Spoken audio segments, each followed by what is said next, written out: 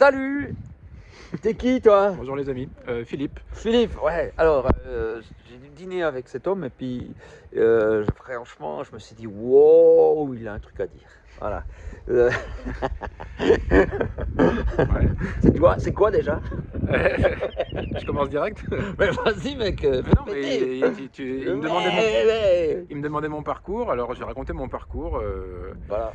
Donc Allez voir, voilà, allez voir, on va aller comment voir. j'étais de famille chrétienne. Ça veut dire que t'es dans un truc où vous faites la messe tous les Ça dimanches. veut dire que mes parents allaient à l'église régulièrement, voilà. Ok, Une ouais. église protestante, Ok. évangélique ça s'appelle, mais voilà, Ok, ouais. on allait là-bas. Et puis à l'adolescence, j'ai fait comme souvent les ados, j'ai remis en cause tout ce qu'on m'avait expliqué. Et je me suis dit, c'est quand même étonnant que je sois comme par hasard dans l'endroit où il y a la vérité universelle qui est dite, pourquoi pas les autres.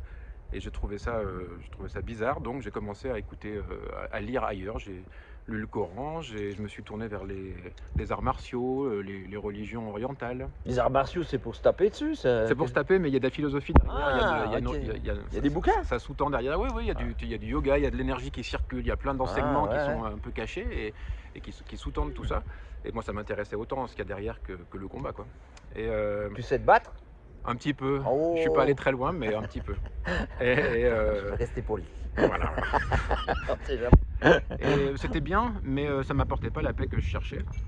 Donc en vrai, j'étais assez seul et assez malheureux, en recherche permanente. Et puis ça devenait un peu confus jusqu'à ce que je rencontre une dame qui m'a rendu encore plus confus, puisque elle a commencé à m'expliquer qu'en fait toutes les religions se valaient et qu'il ne fallait pas rester au niveau superficiel que tout le monde accepte, mais il faut chercher la vérité qu'il y a derrière, qui est que toutes les religions en vrai seraient la même chose et qu'il n'y a que l'amour qui est important. Et que voilà, si tu comprends ça, tu t'élèves au-dessus des chrétiens, au-dessus des musulmans et tu deviens je sais pas quoi. Mais donc, du coup, sous-entendu que c'est ça la vérité, puis qu'elle, là, Oui, en fait, elle se rend pas compte qu'en réalité, elle est en en fait, train de dire c'est ça. que moi, j'ai trouvé. Et c'était horrible parce que du coup, elle te dit que. Enfin, ça devient très orgueilleux parce que tu te dis que tu es au-dessus de tous les gens qui vont Ah à ouais? l'église et qui vont à la mosquée, etc. Et quand j'ai entendu le message du christianisme qui parlait d'humilité, je me disais, mais comment.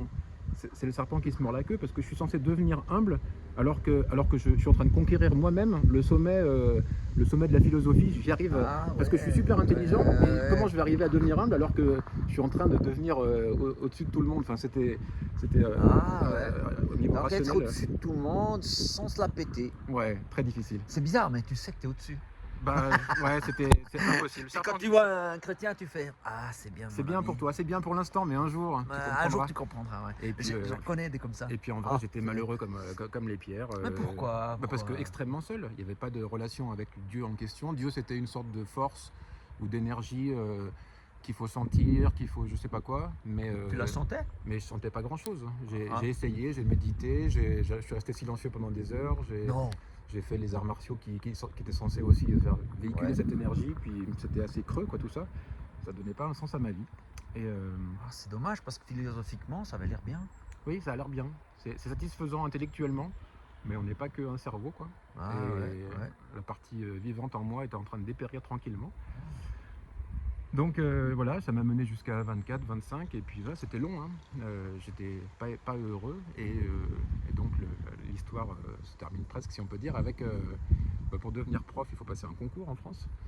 Et puis je passais ce concours pour la deuxième fois, un peu comme une bouée de sauvetage, enfin dernière chance avant de faire peut-être des bêtises ou je sais pas, de m'engager dans la Légion étrangère ou je sais pas, Oh, mais non! faire quelque chose qui ait du sens, quoi, Mais parce oui. que ça n'en avait pas. Ouais, parce que ça a Et- du sens faire la Légion. Bravo. Pas beaucoup, mais tu fais ce que tu peux. Ah, je quand veux t'as- pas de problème avec les Non, mais légionnaires. quand t'as pas de Dieu, tu fais ce que tu peux pour donner du sens. Je suis désolé, ça vibre un peu parce que je tiens à la main. Oui, tu veux que je tienne? Ben, peut-être après, ouais, vas-y.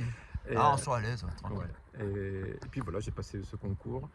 Et j'étais en galère parce que j'étais pas un excellent étudiant. Et puis j'ai le truc bizarre et qu'on raconte dans les livres d'habitude, mais j'ai entendu une voix qui m'a aidé à terminer Quoi? une des épreuves.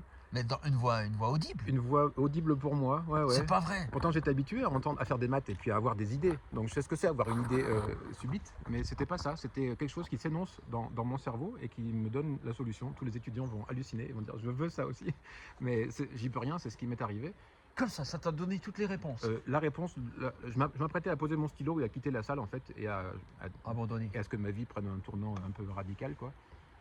Et puis il y a eu ça, et je suis sorti de là, et j'ai eu une épreuve très très bonne, celle-là, et les autres pas terribles, et pas suffisantes. Et je me suis retrouvé prof, avec l'idée que quelqu'un m'a aidé, pas quelque chose, parce que c'est pas quelque chose qui donne des idées aussi précises et à moi et à ce moment-là, mais c'est quelqu'un.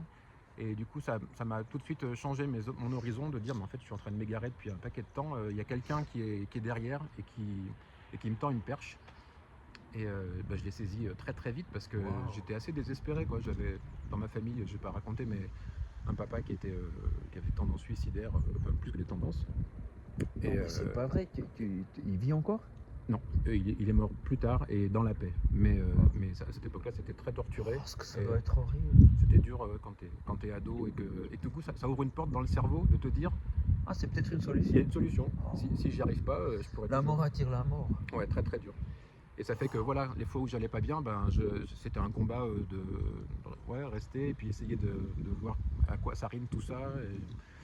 Et donc voilà, assez radical du coup dans la démarche. Et puis quand je me suis dit, bon alors si c'est ça la solution, s'il y a vraiment quelqu'un qui est derrière, qui est plus qu'une énergie, mais qui est quelqu'un qui veut, qui crée un lien avec moi, je veux tout donner, quoi, tout aller dans cette direction le plus vite possible. Et donc j'ai rencontré je me suis allé à un camp de jeunes chrétiens. Comment ça s'est présenté à toi, ce camp chrétien? Comme j'étais dans un milieu quand même au départ, je l'avais quitté entre guillemets depuis longtemps, mais j'avais des contacts ou des papiers qui traînaient chez moi par mes parents ou des trucs comme ça. Ouais, le truc qui traîne. Ouais, le célèbre truc qui traîne, c'est bien. Et donc je suis allé là-bas et puis il paraît que je les ai vus après, ils m'ont dit t'as été insupportable pendant tout le camp. Parce que je suis venu avec mes théories et je suis venu pour leur expliquer ce qui. Ah, mais t'étais quand même encore dedans. J'avais envie d'avancer avec Dieu, mais j'étais encore pétri de choses embêtantes, de choses pénibles. Ah ouais, puis tu leur disais. Mais en tout cas, leur tranquillité d'âme ça m'a bouleversé. Je me suis dit voilà, en fait c'est ça que je cherche aussi. Et je suis rentré chez moi et c'est chez moi que j'ai fait la paix avec Dieu en quelques phrases, quoi, de dire. J'ai cherché beaucoup, j'ai été arrogant pendant un paquet d'années avec en paroles, etc. Et aujourd'hui, je dépose tout à tes pieds, je balance tout mon fardeau et je veux marcher avec toi.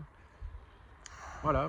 C'était chez toi, dans ta chambre? C'était chez moi, ouais, tout seul. T'as dit ça à Dieu? Ouais, j'ai dit ça à Dieu. Il y a quelque chose qui t'a incité à le faire?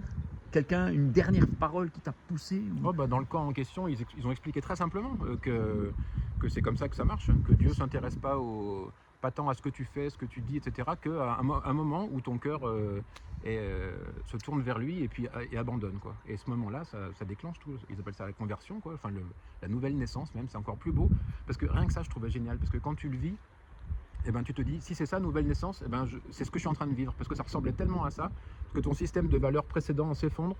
Et tu comprends les gestes de l'église, tu comprends pourquoi les gens viennent enfin. C'est pas juste pour écouter des trucs et se rassembler et rester assis, c'est parce que tu vis avec, tu rencontres des gens qui sont en train de faire le même bout de chemin, la même aventure que toi. Et du coup, on peut s'épauler, on peut comprendre les combats, on peut se donner des conseils et voilà, vivre ensemble la marche qu'il y a après la nouvelle naissance. Mais est-ce que tu te perds pas? Je veux dire, est-ce que tu perds ta personnalité, tu deviens dans une personnalité de quelqu'un d'autre? Non, nouvelle naissance, ouais, c'est que au niveau des... C'est pas au niveau du style, parce que si tu étais rappeur avant, tu peux rester rappeur après. Ouais. Si tu étais habillé, je sais pas comment, tout en noir, tu peux rester habillé tout en noir, même si des fois tu as moins envie parce que tu as peut-être plus de joie de vivre. Mais en tout cas, ça change pas du tout ni tes goûts musicaux, ni vestimentaires, ni ton caractère, sauf pour la partie des défauts, où Dieu va peu à peu te travailler pour t'amener vers plus de patience, plus de bonté, plus de bienveillance, enfin ce genre de choses. Mais ton caractère reste le même. Si tu es un peu impatient, tu seras toujours un peu impatient. D'accord. Et si tu aimes le sport extrême, tu aimeras toujours le sport extrême. Puis ouais, ok. Donc c'est chouette, on reste les mêmes, mais en mieux. C'est une version des nouvelles naissances. 2.0. Waouh, ouais. 2.0. Ah, c'est dingue. Puis voilà, puis comme j'étais un peu à fond, je me suis dit, mais puisque c'est ça la vérité, je veux pas être un chrétien, je veux pas juste être assis et puis suivre la messe ou le culte le dimanche. Je veux vivre, c'est une raison de vivre, c'est tout, quoi. Ça veut dire que tout mon quotidien devrait être teinté par ça. Et puis, et donc j'ai trouvé une école biblique pour... Wow, qu'est-ce que c'est? T'apprends à lire la Bible? Ouais, en quelque sorte. Une école pour approfondir, juste pour étudier tout le texte biblique, bien comprendre et ne pas déformer, parce que c'est facile de lire et d'extraire un passage et d'en faire toute une théorie et de se fixer que là-dessus. Et là, on t'apprend surtout à prendre tout le message et à rester cohérent. Voilà, pas extraire des propos, mais D'accord, ouais. être exact aussi. Donc c'est une approche assez honnête du texte, puis c'est pas centré par rapport à une prise de position qui est déjà faite ou On essaye d'être le plus ouvert possible, Ouais. c'est sûr. Et puis de toute façon, Est-ce que c'est possible? vu mon arrière-plan, de toute façon, j'avais pas envie qu'on me mette dans une boîte avec voilà ce qu'il faut penser. Et j'aime trop, dans la Bible, il y a un passage où il y a des gens qui habitent dans une ville, à Bérée. La ville s'appelle Bérée, au nord de la Grèce. Et puis il y a Paul qui leur enseigne des choses, l'apôtre Paul. Et c'est marqué que les Béréens ils vérifiaient sans cesse dans le texte ce que disait Paul. Ouais. Donc voilà, avant d'écouter ce que disent mes profs, je dis voyons le texte, voyons comment je vis les choses aussi avec Dieu que je connais. Et puis si tout est conforme, c'est que sans doute c'est la bonne direction. On y va avec humilité, quoi. Hein. On n'est que des élèves. Et voilà, école biblique pour devenir pasteur par exemple. Ah, t'es pasteur autre chose. Du coup voilà, je suis allé jusqu'à pasteur. Ah ouais. Parce que voilà, je veux servir Dieu. Je veux pas juste je veux marcher avec lui au quotidien, quoi. Il n'y a pas que les pasteurs qui font ça, mais bon, pour moi c'était ça le chemin. Mais il y a plein d'autres chemins. Donc ta vie a vraiment changé et cette paix que tu cherchais, tu l'as ressentie? Oui.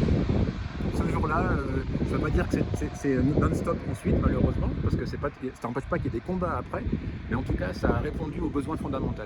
Il y a une phrase de Pascal dont je suis super fan, Blaise Pascal, un philosophe français, et il a dit « Chaque homme a au fond du cœur un vide en forme de Dieu ». Je trouvais que ça collait tellement bien avec ce que j'avais, comme si tu avais une forme de cœur un peu compliquée, et puis que tout ce que tu essayes de mettre dedans, ça n'a jamais la bonne forme, ça nourrit pas, ça remplit pas. Et puis ce jour-là, en tout cas, ça a rempli. J'ai dit, ça y est, c'est ça que je cherchais, j'appartiens à quelqu'un, et je sais où je vais. C'est un peu l'histoire de Robbie. Oui, c'est ça, je la connais, exact. Et voilà, je disais, ça n'empêche pas les combats, on reste sur Terre avec des défis, des handicaps ou des je sais pas quoi. Donc il y a des combats, mais pour ce qui est du besoin fondamental, d'appartenir et de savoir qui je suis, depuis ce jour-là, celui-là il est rempli.